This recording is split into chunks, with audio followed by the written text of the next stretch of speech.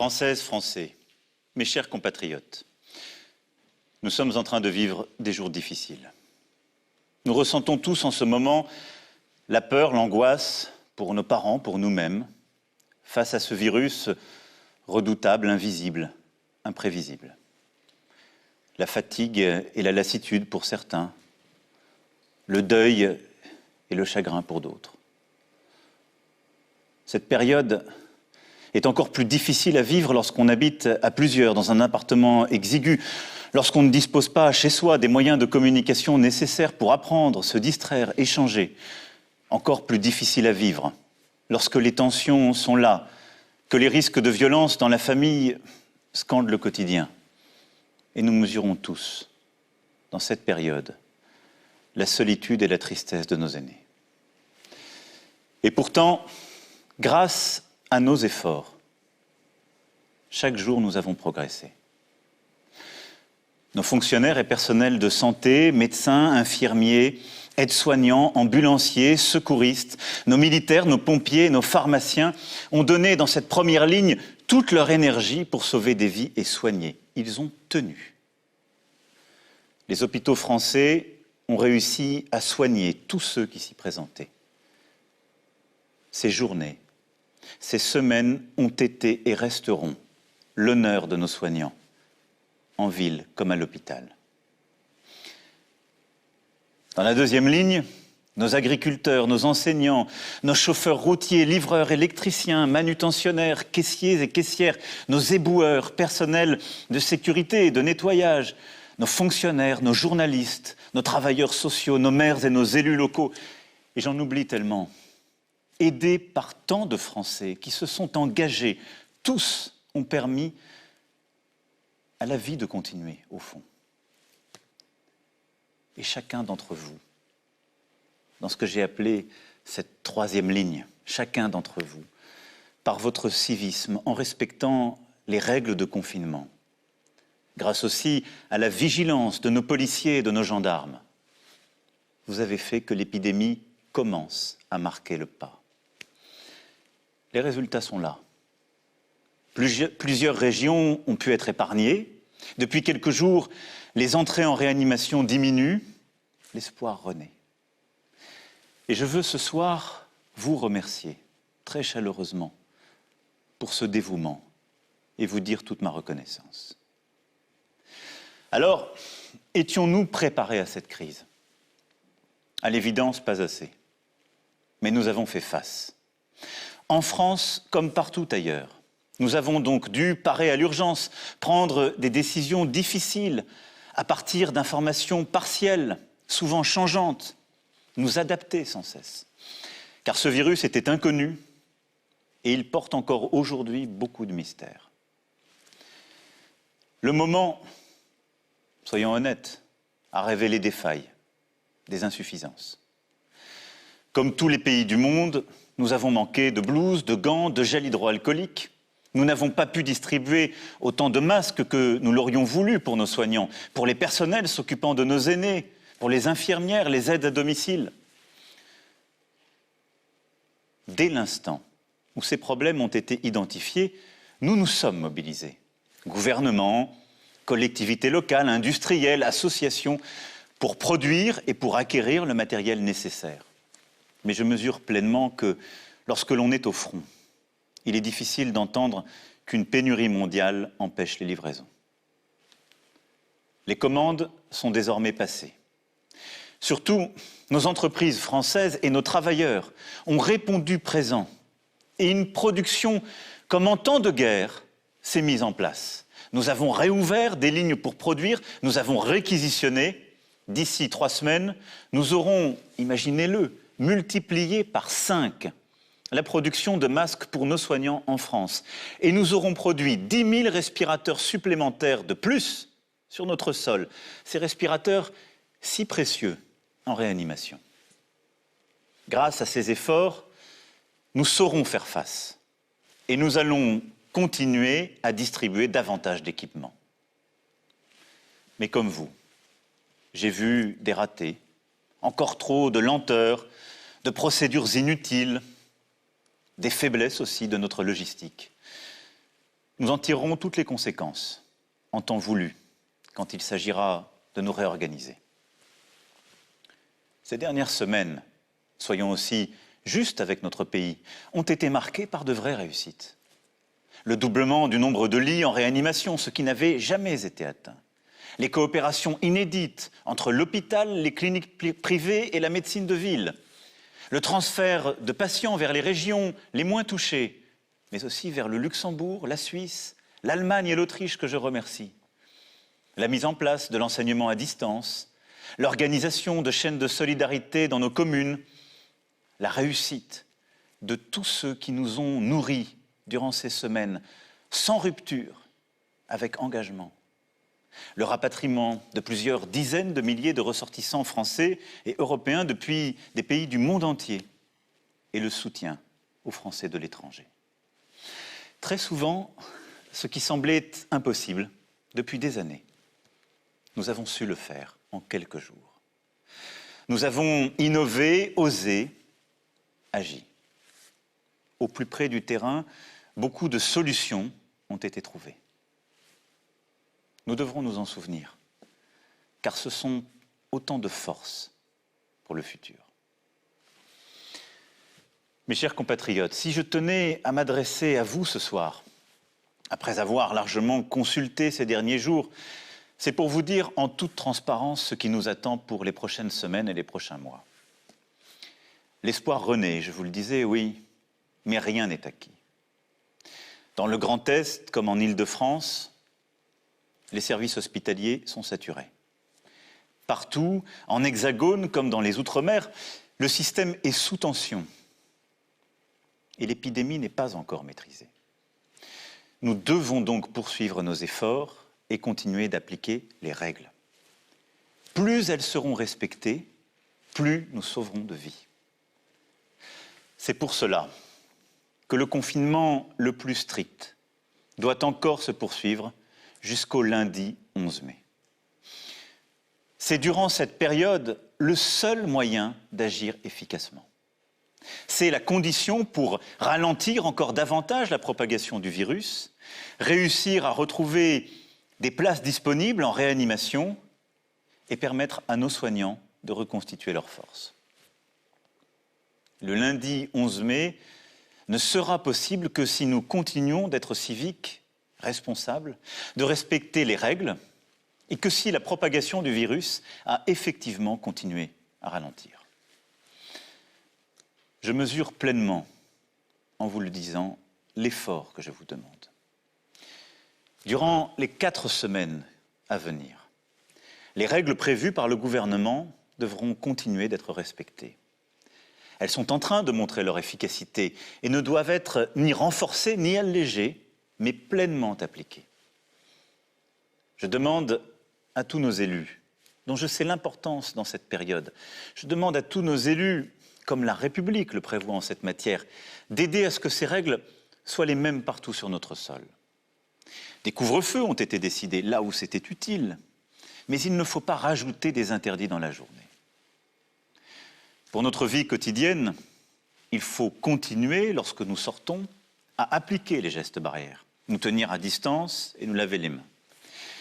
Je veux aussi vous rappeler que tous ceux qui ont une maladie chronique ou souffrent d'autres maladies doivent pouvoir continuer à consulter leur médecin.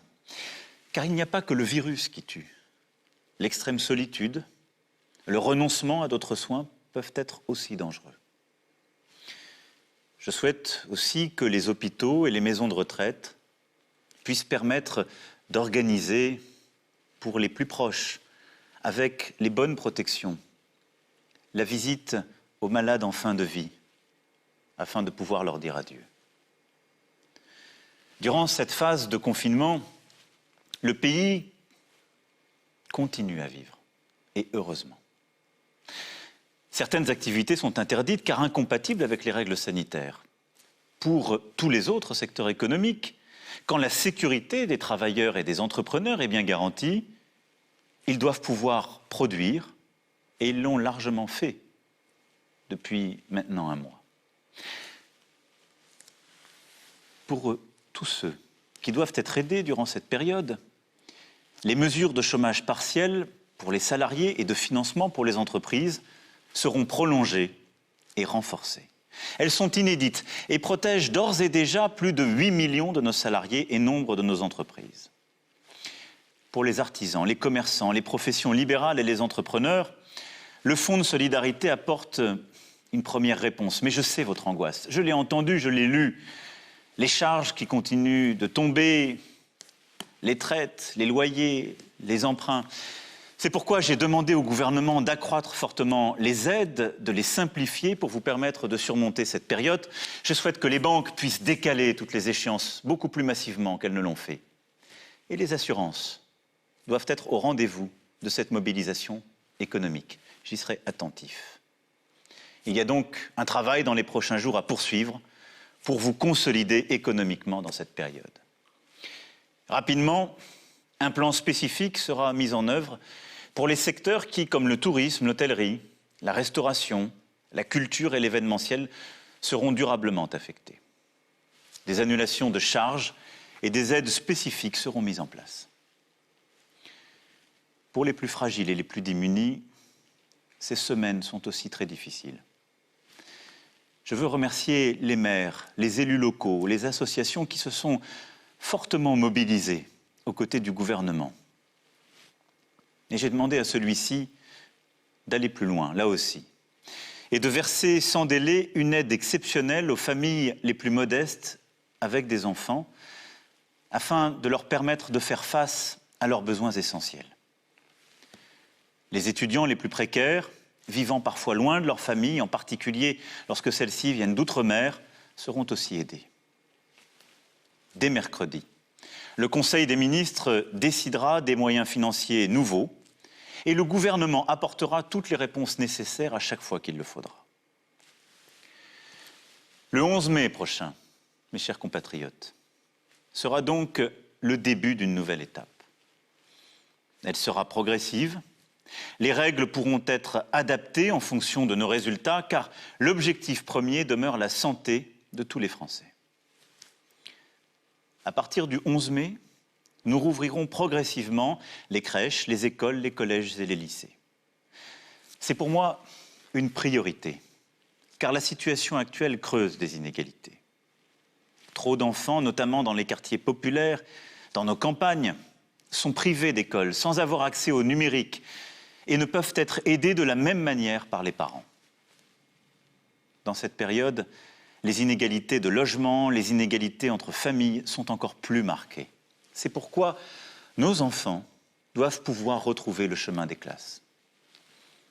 Le gouvernement, dans la concertation, aura à aménager des règles particulières, organiser différemment le temps et l'espace, bien protéger nos enseignants et nos enfants avec le matériel nécessaire.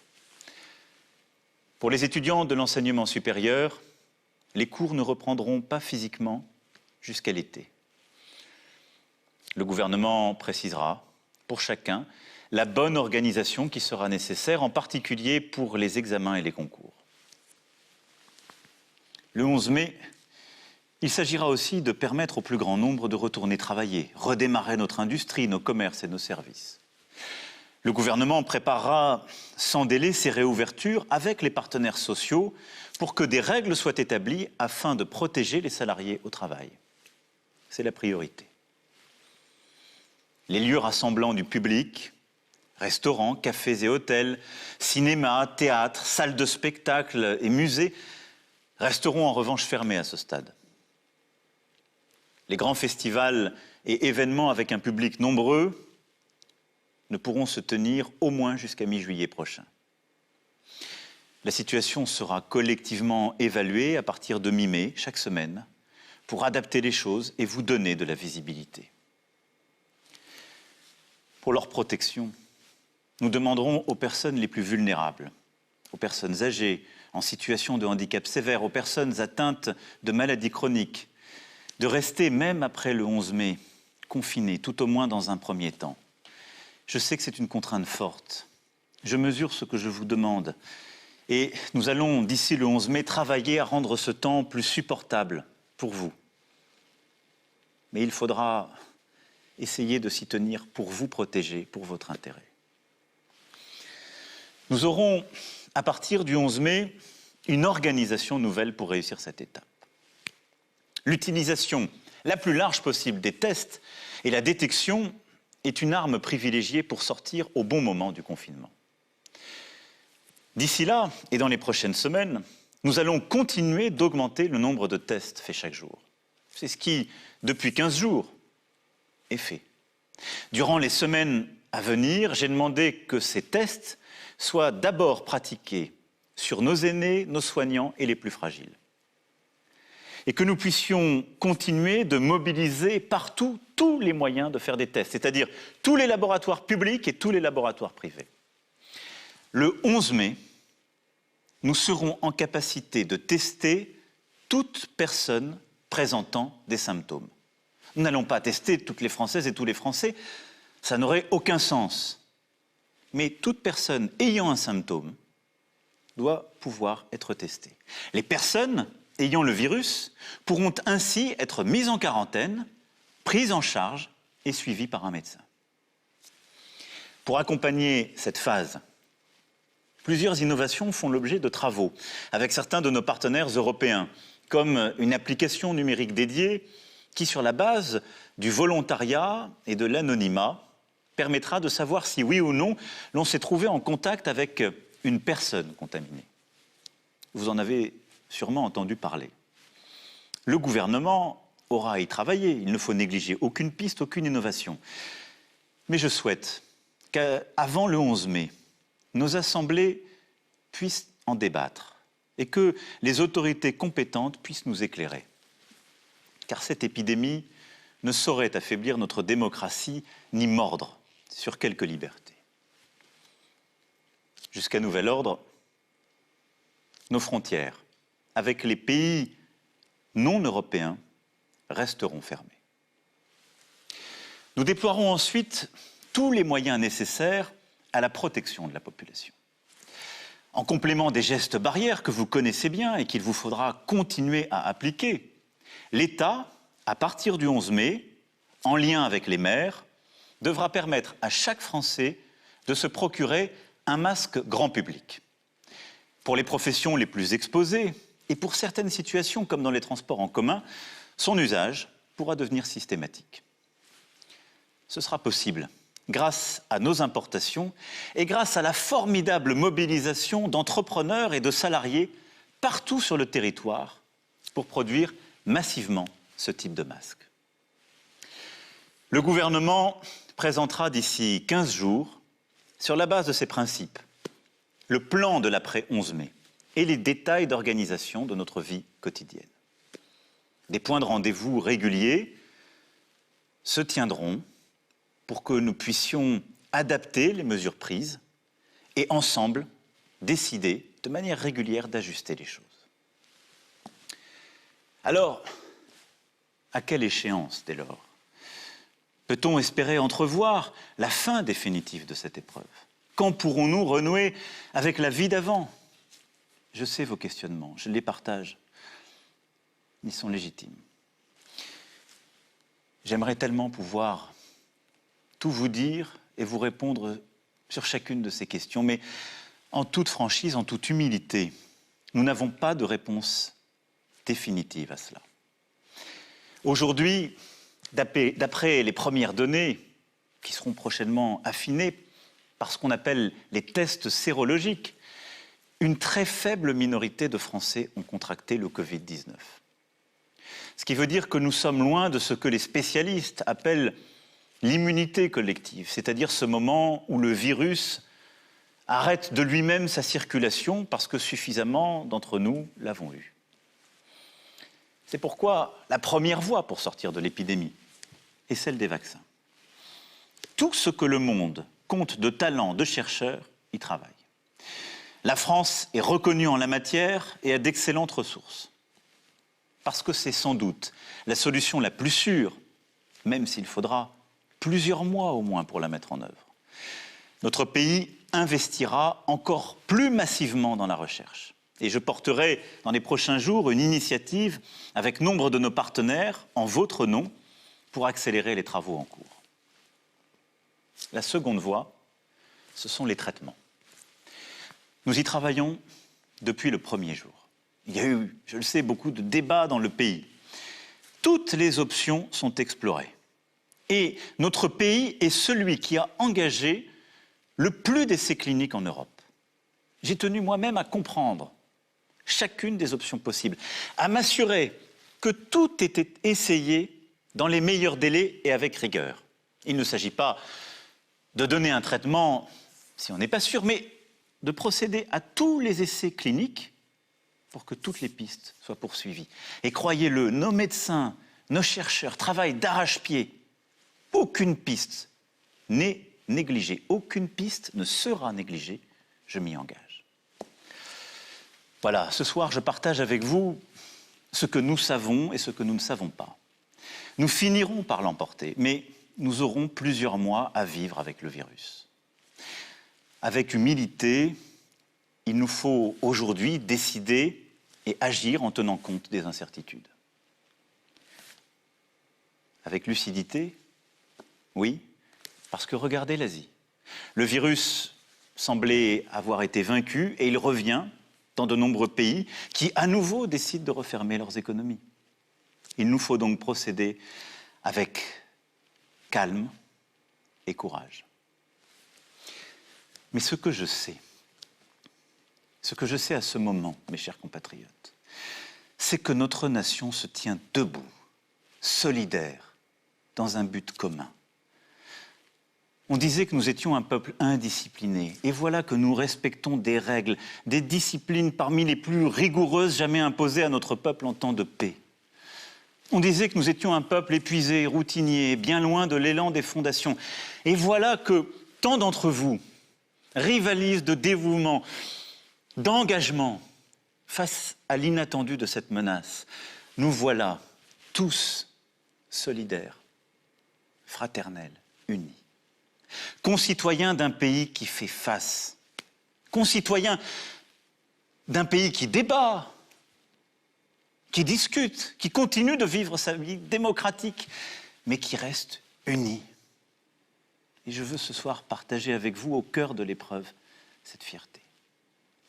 Cette certaine idée qui a fait la France est bien là, vivante et créatrice. Et cela doit nous remplir d'espoir. C'est nous. Durant les semaines à venir, le gouvernement, le Parlement, notre administration, avec nos maires et nos élus locaux, auront à préparer la suite. Pour ce qui me concerne, je tâcherai de porter en Europe notre voix afin d'avoir plus d'unité, de solidarité. Les premières décisions ont été dans le bon sens. Et nous avons beaucoup poussé pour cela, qu'il s'agisse de la Banque centrale européenne, de la Commission européenne ou des gouvernements. Mais nous sommes à un moment de vérité qui impose plus d'ambition, plus d'audace, un moment de refondation.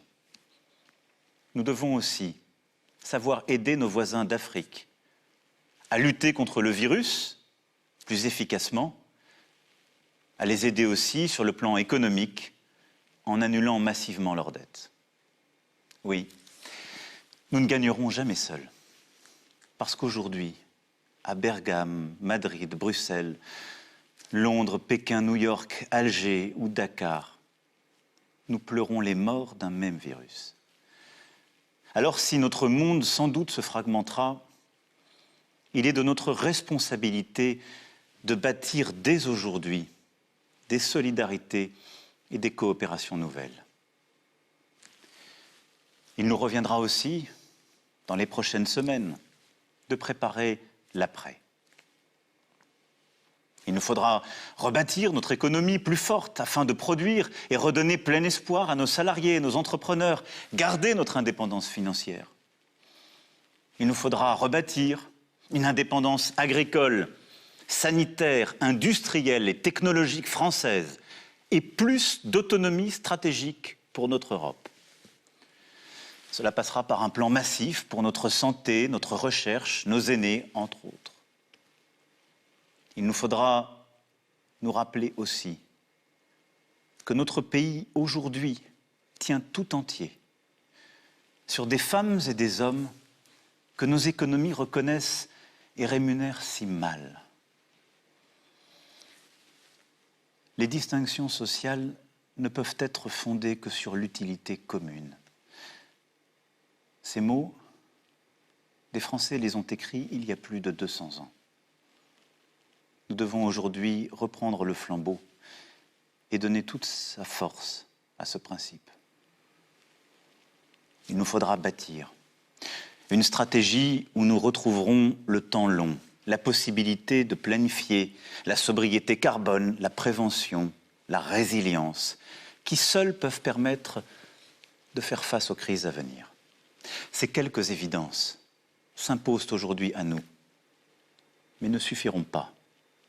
Et je reviendrai donc vers vous pour parler de cet après. Le moment que nous vivons est un ébranlement intime et collectif. Sachons le vivre comme tel. Il nous rappelle que nous sommes vulnérables. Nous l'avions sans doute oublié.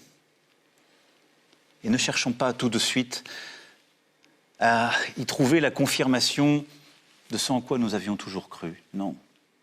Sachons dans ce moment sortir des sentiers battus, des idéologies, et nous réinventer. Moi le premier. Il y a dans cette crise une chance. Nous ressouder, éprouver notre humanité, bâtir un autre projet dans la concorde. Un projet français, une raison de vivre ensemble profonde.